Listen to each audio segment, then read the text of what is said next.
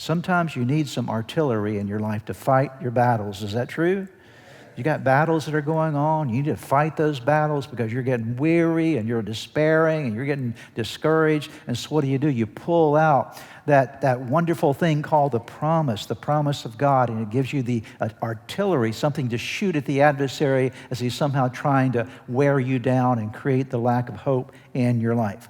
Now, the promise of God is really wrapped up in Christmas, because Christmas is all about God fulfilling a promise. I'll get more to that in just a moment, but you need to understand that Christmas is about a promise from God.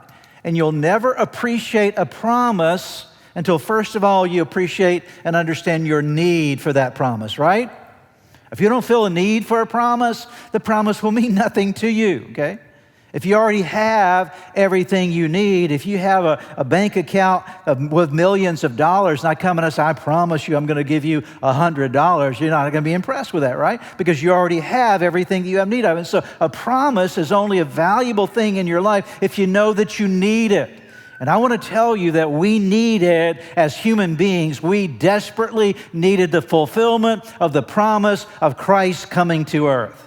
I needed it, you needed it. The Bible's very clear about what we needed in relationship with God, because this is where we were in our lives before Jesus. Notice Ephesians chapter 2, verses 1 through 3. As for you can use me right there. As for us, as for you were dead in your transgressions and sins. You were not just bad, you were dead. A lot of people think, well, I was bad before Jesus. No, you weren't just bad, you were dead.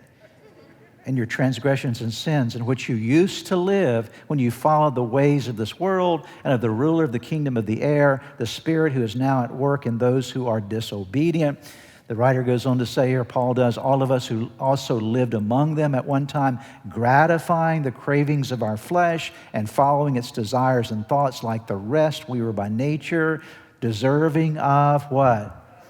Wrath. Let's stop there for a moment.